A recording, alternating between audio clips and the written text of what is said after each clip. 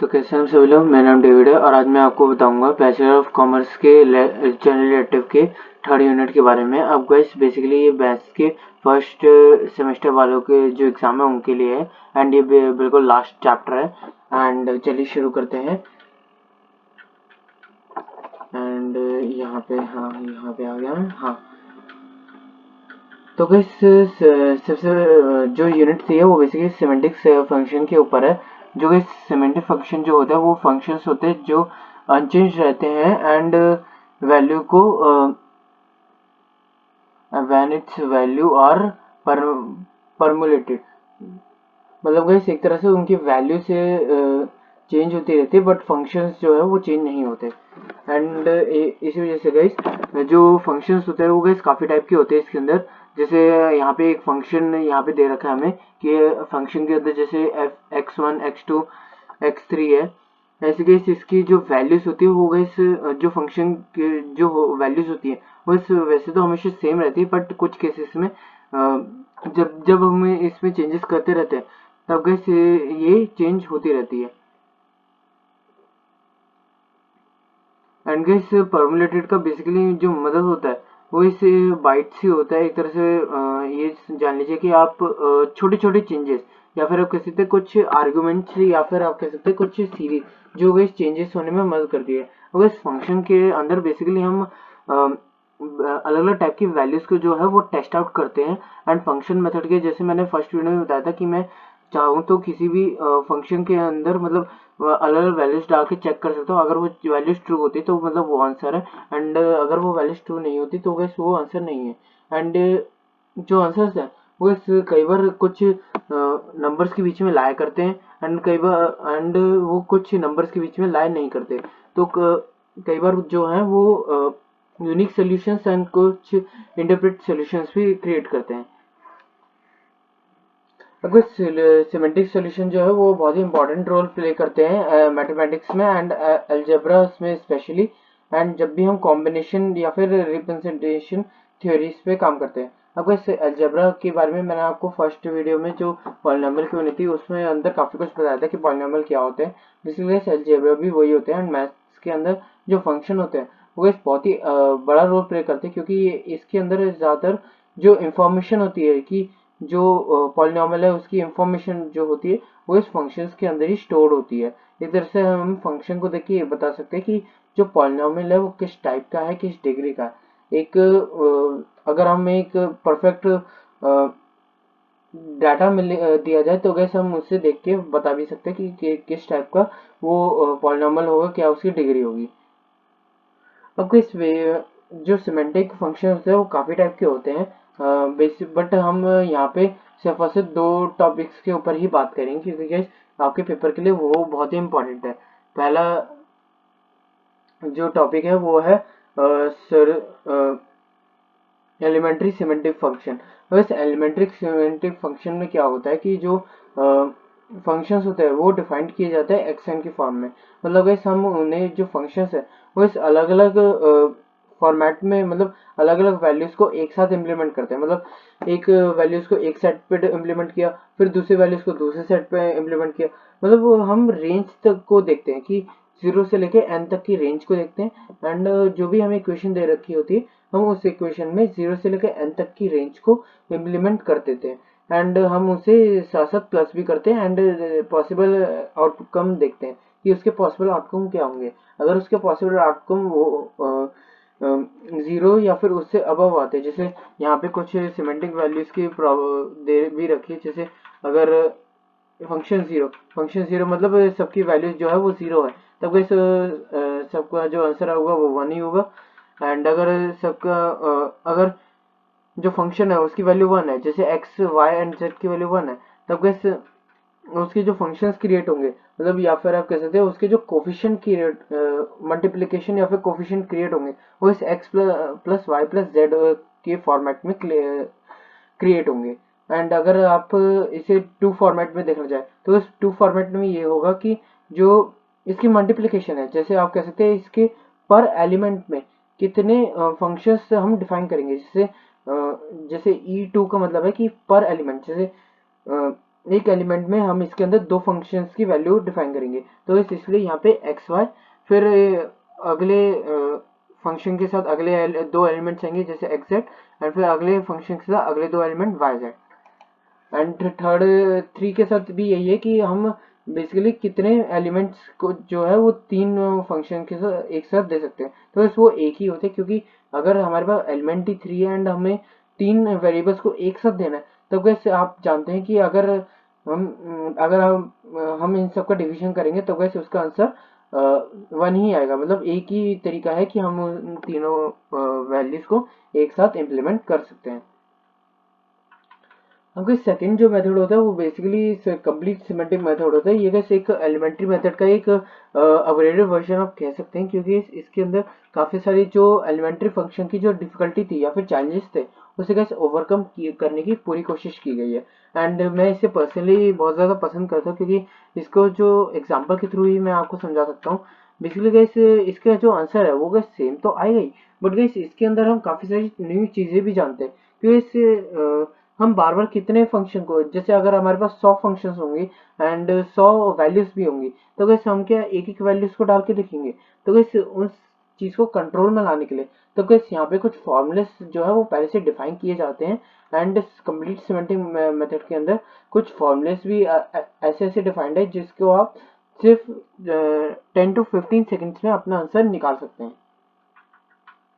अब बस नोट करने वाली बात यह है कि जो सिमेंटिक फंक्शन है एंड जो एलिमेंट्री फंक्शन है वो सेम नहीं है, क्योंकि गैस आप एक बार को तो कह सकते हैं कि इसके आंसर सेम है, बट ये एक बात याद रखिएगा, ये दोनों बिल्कुल भी सेम नहीं है। क्योंकि जो कंप्लीट फंक्शन है उसके जो सॉरी एलिमेंट्री फंक्शन की जो चैलेंजेस थे या फिर आप कह सकते कुछ एरर्स थे, उन्हें गैस ठीक करके कंप्लीट एलिमेंट्री फंक्शन में सॉरी कंप्लीट कौन सा फंक्शन था कंप्लीट सिमेंटिक फंक्शन में लाया गया है।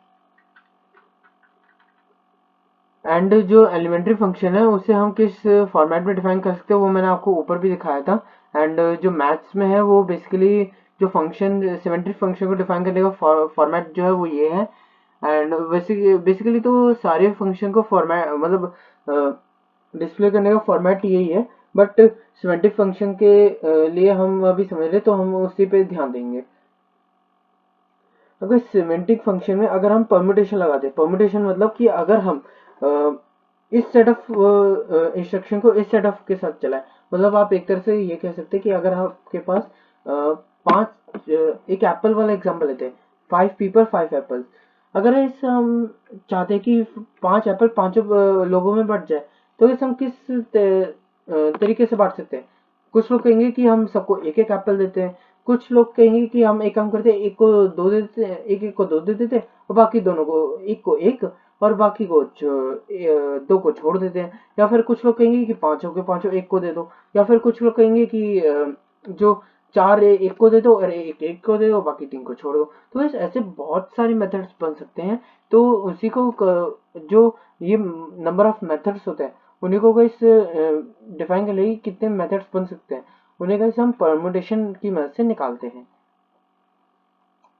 परमुटेशन की गैस बेसिकली डेफिनेशन ही यही होती है।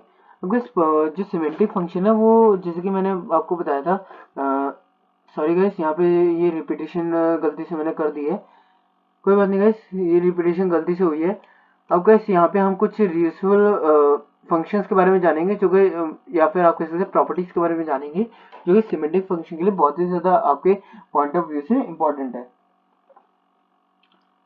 अब गाइस परमुटेशन जो है वो सिमेट्रिक फंक्शन में, जैसे मैंने बताया था कि सिमेट्रिक फंक्शन के एक तरह से वही तरीका है कि हम इसके कितने आंसर्स निकाल सकते हैं। परमुटेशन एक तरह से गाइस इसमें मदद करती है कि हम बेसिकली इसकी जो रनिंग है या फिर आप कह सकते हैं इसकी जो फाइंडिंग की कैपेबिलिटी है उसे गाइस एनहांस करने में बहुत ज़्यादा मदद करती है। अब गाइस अब गैस इसके जो सेकंड प्रॉपर्टी है वो ये है गैस कि जो सिमेंटिक पॉलिनोमियल्स है वो गैस हम कह सकते हैं कि जो हमेशा अनचेंज रखते हैं अंडर एनी परमुटेशन। क्योंकि परमुटेशन कितनी भी बड़ी हो जाए, अगर हमारे एक बार उसका आंसर डिफाइन हो गया या फिर उसका आंसर एक बार आ गया, तो गैस हम कितनी भी परमुटेशन लगा दें, कितनी भी वो चेंजेस कर ले कि हम फाइंड कर ले कि ये इस तरीके से भी हो सकता है, इस तरीके से भी हो सकता है, उसका आंसर उतना ही सेम आएगा जितना हम उसका आंसर डिफाइन दूसरे मेथड से कर चुके हैं।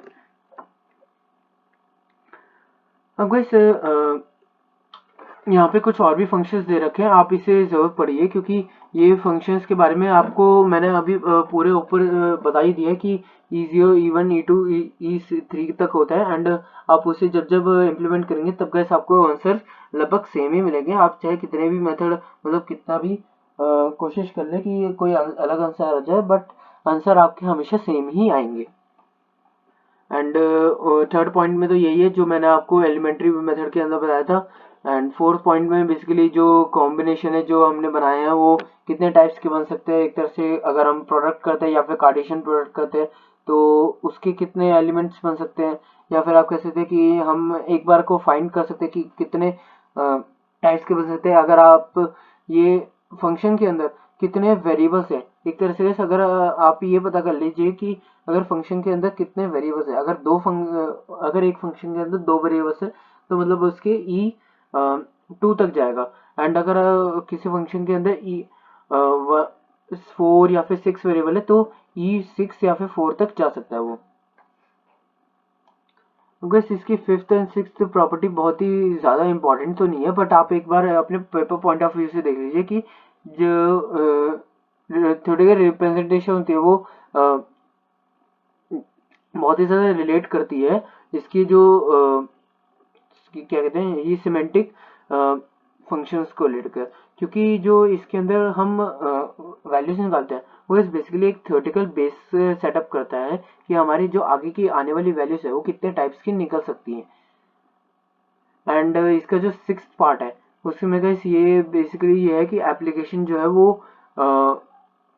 अगर अलजेब्रिक ज्योमेट्री की वो रखता है। अब गाइस अलजेब्रिक ज्योमेट्री में इसलिए कह रहा हूँ क्योंकि आप ये जानते होंगे कि मैंने अभी ऊपर आपको पॉलिनॉमियल का एक एग्जांपल दिया था कि अगर हम पॉलिनॉमियल के अंदर जो वेरिएबल है या फिर आप कह सकते हैं जो डिग्रीज है अगर वो 4 या फिर 2 है तो गाइस उसके उतने ही आंसर बन जाएंगे, तो उतने ही आंसर या फिर आप कह सकते हैं उतने ही वे बन जाएंगे। तो इस बेसिकली इसके अंदर पूरा पूरा अलजेब्रा का इस्तेमाल भी हो रहा है एंड अलजेब्रा की जो हम कर्व्स एंड या फिर मॉड्यूल स्पेसिस का यूज करते हैं या फिर आप कह सकते हैं जो ग्राफ्स की प्लॉटिंग में हम यूज करते हैं उसमें गैस काफी ज्यादा मदद मिलती है एंड उससे हमें काफी कुछ पता चलता है। इन समरी में गैस यही कहूँगा कि जो मैंने आपको बताया वही सब है एंड थोड़ा सा इसमें डिफरेंट हो सकता है क्योंकि मेरे टाइम पे थोड़ा सा अलग था एंड आपके टाइम पे अलग हो सकता है, बट आप इतना जान लीजिए कि ये जो मेथड है वो इस ज़्यादा थोड़ा सा मुश्किल भी है, बट आप इसकी ज़रूर प्रैक्टिस कीजिए क्योंकि सब सारे मेथड्स में जो भी हमने अब तक यूनिट 1 एंड यूनिट 2 में देखे हैं उसमें से सबसे डिफिकल्ट मेथड ये यूनिट 3 का ही है। एंड अगर आप इसे भी मास्टर कर लेते तो गैस आपका जो पेपर है बैचलर ऑफ कॉमर्स का ऑनर्स का उसका पेपर भी बहुत ही अच्छा एंड बहुत ही इजी आपको लगेगा अगर आप इस मेथड को बहुत ही अच्छे से मास्टर कर लेते हैं। तो यही था गाइस आज की इस वीडियो में। आई होप आपको वीडियो पसंद आई होगी एंड ये इस सीरीज की लास्ट वीडियो थी, तो अब ये तीनों चैप्टर्स पूरे हो गए हैं। चैप्टर की प्लेलिस्ट आपको चैनल पे मिल जाएगी, डिस्क्रिप्शन में आपको उसका लिंक भी मिल जाएगा जिससे आप इसके जो ओल्ड चैप्टर्स हैं उन्हें भी आप देख सकते हैं। तो तब तक के लिए अगर आपको पसंद है तो आप प्लीज़ इस वीडियो को लाइक करें, शेयर करें एंड अपने दोस्तों के साथ शेयर करें एंड खुद ताकि आप खुद की एंड अपने दोस्तों की भी रिविजन साथ में कर सकें। एंड अगर आप ग्रुप स्टडी कर रहे हैं तो गैस आप ग्रुप में इसे जरूर देखें ताकि आपकी जो ग्रुप स्टडी है वो और भी ज़्यादा इफेक्टिव बन सके। तब तक के लिए thank you and best of luck for your exam.